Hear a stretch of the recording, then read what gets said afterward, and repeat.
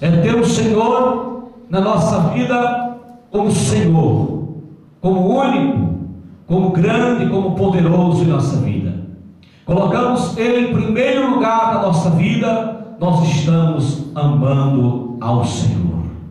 Amar a Deus é ter Deus na vida em primeiro lugar. A palavra do Senhor nos fala nos mandamentos, quando Moisés estava no deserto, o Senhor deu os mandamentos e falou um dos seus primeiros mandamentos: amarás o Senhor teu Deus sobre todas as coisas, somente a Ele servirá e só a Ele prestarás culto. Só ao Senhor adorará e só a Ele prestarás culto. Não terás outro Deus além de mim, diz o Senhor. Sou eu, o Santo de Israel. Só a mim prostrará e só a mim adorarás. Aleluia. Mateus capítulo de número 22 e 37 nos diz a palavra do Senhor: amarás o Senhor teu Deus de todo o teu coração e de toda a tua alma e de todo o teu pensamento. Aleluia. Mateus capítulo 6 verso 36 está dizendo: mas buscai primeiro o reino do céu e a sua justiça, e as demais coisas vos serão acrescentadas. Aleluia. Buscai primeiro o reino de Deus e a sua justiça, e as demais coisas vos serão acrescentadas. O apóstolo Paulo, escrevendo aqui, está dizendo: todas as coisas contribuem para o bem daqueles que amam a Deus, aqueles que têm Deus na vida em primeiro lugar. Nós encontramos que nesta época, nos dias atuais, em que muitas pessoas estão colocando Deus em segundo plano na sua vida. Primeiro é as coisas do meu interesse. Se sobrar tempo, eu tiro tempo para Deus. Mas a Bíblia diz que primeiro nós temos que dar prioridade à vontade de Deus em nossa vida. Quantas pessoas que priorizam tantas coisas e deixam de estar na presença de Deus. Mas nesta manhã, os irmãos que aqui estão dizendo: eu amo a Deus e eu quero estar na presença de Deus. Por isso vieram nesta manhã para glorificar o nome do Senhor. Todas as coisas contribuem para o bem daqueles que amam a Deus. A Bíblia prova isso em Gênesis capítulo de número 5, versículo de número 24, quando a Bíblia diz: andou Enoque com Deus, e Deus para si o levou. Enoque tinha Deus na vida em primeiro lugar.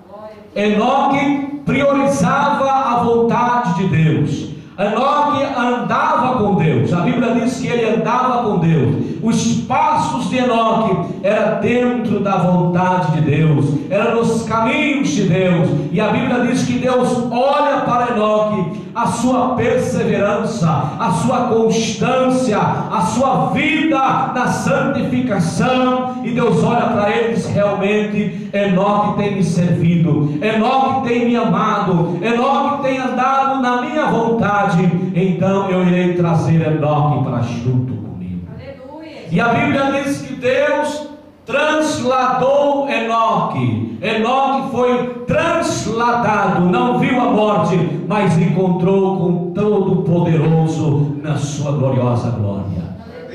Amém? A Bíblia diz, irmãos, que Enoque, a sua vida, a sua trajetória de obediência, tudo cooperou para que o favor de Deus chegasse até a vida dele. Assim como também nos dias atuais da igreja, os irmãos que têm trilhado nos caminhos retos, os irmãos que têm abandonado as coisas do mundo e abraçado a vontade de Deus, priorizado a palavra do Senhor em seu coração, todas as coisas vai contribuir também para a sua vida.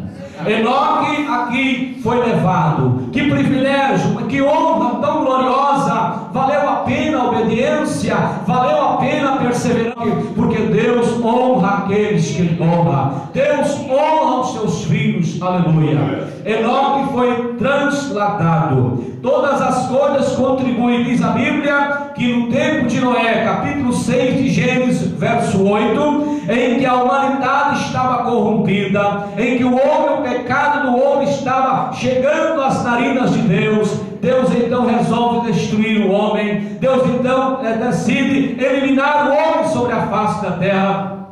Mas quando Deus estava olha para a vida de Noé, a Bíblia diz que Noé era um homem que se desviava do mal. Noé fazia a vontade de Deus. Noé assentou no coração, está servindo ao Senhor. Enquanto a geração de pecado, enquanto os homens viviam na desobediência, transgredindo a palavra de Deus, aleluia, Noé andava em fidelidade diante de Deus. E Deus olha, porque Deus não aguenta, irmão, quando Deus olha para o homem, para uma mulher que está perseverante, que está em obediência, Deus não consegue ficar quieto. Deus não consegue ficar parado sem olhar para a vida de um homem e de uma mulher que anda em fidelidade, sem enviar para ele uma bênção, sem enviar para ele uma vitória, sem enviar para ele uma solução, sem enviar para ele algo que ele está necessitando, porque a palavra de Deus diz: todas as coisas contribuem para o bem daqueles que amam a Deus.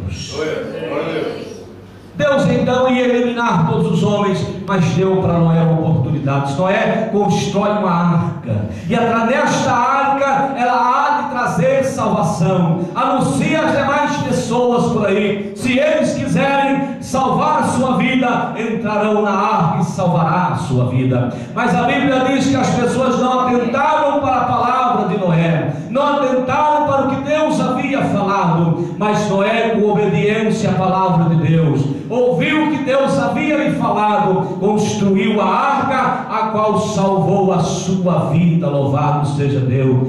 Todas as coisas contribuem para o bem daqueles que amam a Deus. A Bíblia diz em 2 Reis capítulo 2, versículo de número 1, fala sobre Elias, o servo de Deus, um homem, um profeta que andou na fidelidade, um profeta que andou na direção de Deus, na obediência à palavra de Deus. Uma época em que Israel, aleluia, estava numa época de corrupção, adorando a imagem de escultura, mas a Bíblia diz que Elias estava como mensageiro de Deus, pregando a palavra, pregando a mensagem de Deus, entregando aquilo que Deus lhe entregava para profetizar ao povo. E a Bíblia diz que chegou um dia em que Deus honrou a fé de Elias. Sabe o que aconteceu? Deus então arrebatou Elias.